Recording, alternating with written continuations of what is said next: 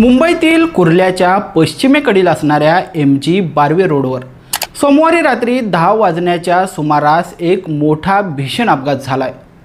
नेहमीच नागरिकांची गर्दी असणाऱ्या या रोडवर एका बेस्ट बसने रस्त्यावरील असंख्य वाहने तसेच नागरिकांना चिरडल्याची मोठी दुर्दैवी घटना घडली आहे। या दुर्घटनेमध्ये तब्बल 40 ते 50 जण जखमी झाले असून आतापर्यंत 7 जणांचा मृत्यू झालाय। या बसचे ब्रेक अचानक फेल झाल्यामुळे हा अपघात झाल्याची प्राथमिक माहिती आता समोर आली आहे।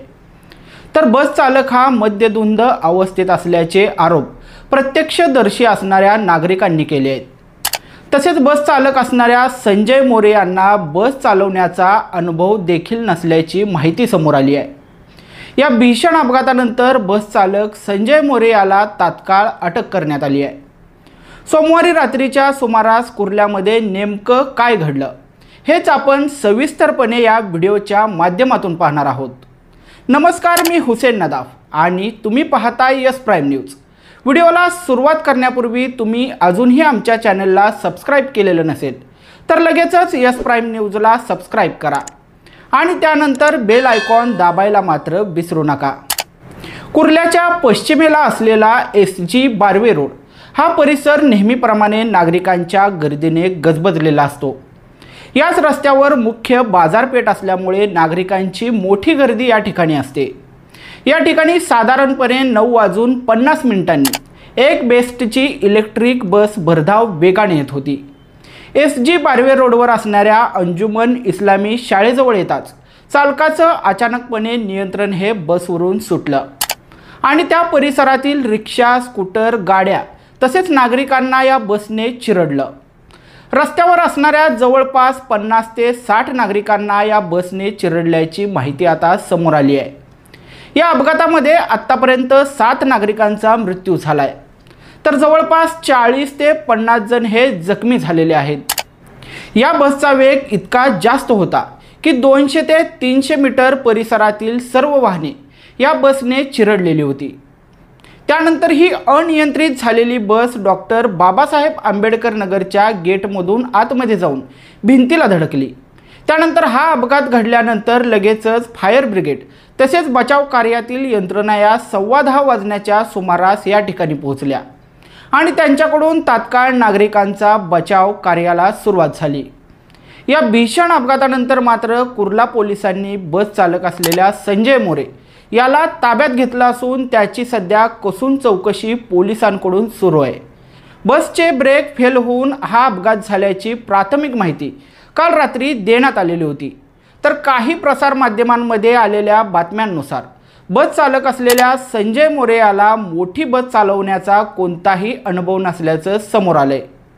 संजय मोरे हा बस चालक कोरोना काळापासून बसमध्ये कंत्राटी कामगार म्हणून कामाला लागलेला होता।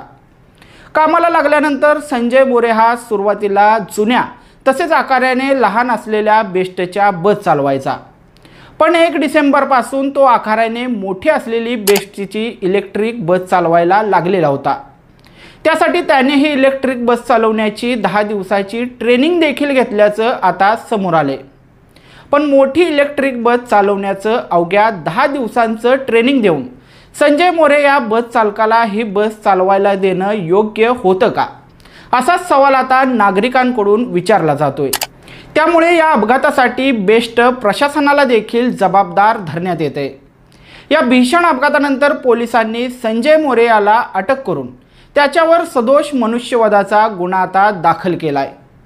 बस चालवत असताना बस चालक संजय मोरे हा दारूच्या नशेत धुंद असल्याचा आरोप देखील काही प्रत्यक्षदर्शी नागरिकांकडून करण्यात आलाय। अपघात झाल्यानंतर या बस चालकाला परिसरात असलेल्या नागरिकांकडून मारहाण देखील झाल्याचं समोर आलंय। दरम्यान अटक झाल्यानंतर बस चालक असलेला संजय मोरे याने बसचे ब्रेक फेल झाल्यामुळे ती बस अनियंत्रित झाल्याचं पोलिसांना सांगितलंय।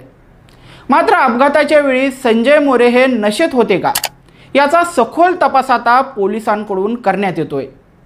मात्र बस चालक असलेल्या संजय मोरे यांच्या कुटुंबियांकडून मात्र त्यांच्यावर झालेले सर्व आरोप हे फेटाळण्यात आले आहेत। संजय मोरे हे कधीही दारू पिऊन बस चालवत नाहीत। बसमध्ये काहीतरी बिघाड झालेला असावा, काहीशी अशीच प्रतिक्रिया संजय मोरे यांच्या कुटुंबियांकडून व्यक्त होती आहे। या प्रकरणात सदोष मनुष्यवधाचा गुन्हा दाखल करून अटक करण्यात आलेला बस चालक संजय मोरे याला आज न्यायालयामध्ये हजर करण्यात येणार आहे। त्यामुळे न्यायालयामध्ये होणाऱ्या आजच्या सुनावणीकडे नागरिकांचं लक्ष लागलंय। सध्या व्हिडिओला आपण इथंच थांबवूयात। अशाच प्रकारचे व्हिडिओ पाहण्यासाठी लगेचच यस प्राईम न्यूजला सबस्क्राईब करा आणि बेल आयकॉन दाबायला मात्र विसरू नका।